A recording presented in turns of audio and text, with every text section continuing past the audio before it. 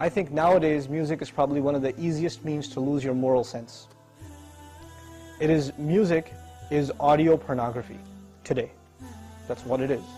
It's explicit, it's shameless, it's vulgar, it takes your sense of humanity away from you, it makes you look at women as objects, worse than animals. And these people are talking about women like they're talking about, an animal, really.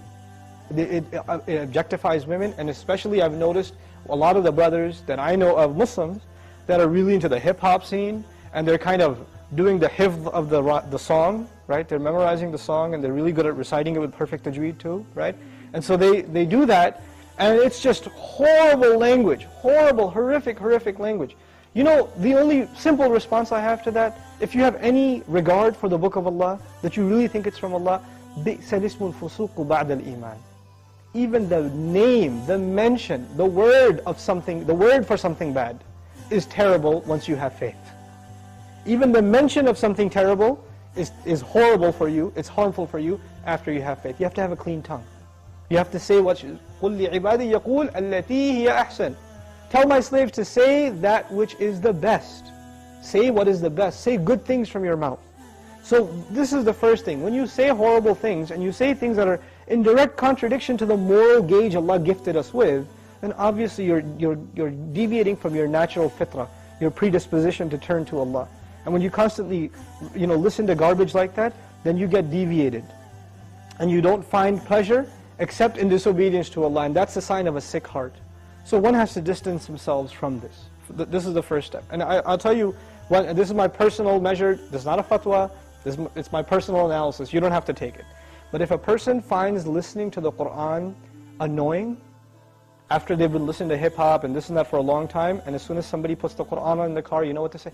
Oh man, turn that off, man, I don't want to, I just want to talk. And they immediately, they get a little annoyed when they hear the Qur'an. That actually means the shayateen have taken over. And they're constantly making waswas out of this person. Because what do the shayateen hate the most? Yes, they hate the Qur'an. They hate the word of Allah. They flee, it hurts them. So you know what they do? Because this person has let the shayateen, the devils, into his heart, they start pinching at his heart when he hears Qur'an, and he says, I don't want to hear this. Right? It's like surgery, it's like pulling a tooth for this person. This happens. When you try to give this person a reminder from Allah's word, they get annoyed by it, like agitated, like an allergic reaction. Why? Because they've let the shayateen in. To let them out, the first thing you got to do is stop supplying them with fuel. This is fuel. This useless wasting of time, this is fuel for shaitan. They love that you waste your time. They love it. Because the one asset, the one piece of wealth Allah gave every human being is time.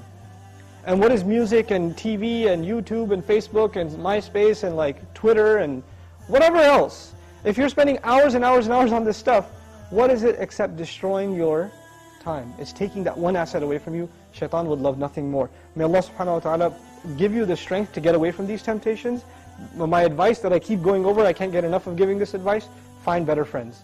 Find company that is not into these things and try to spend more time with them, and inshallah you'll wean yourself off of these habits. Bi-idhnillah.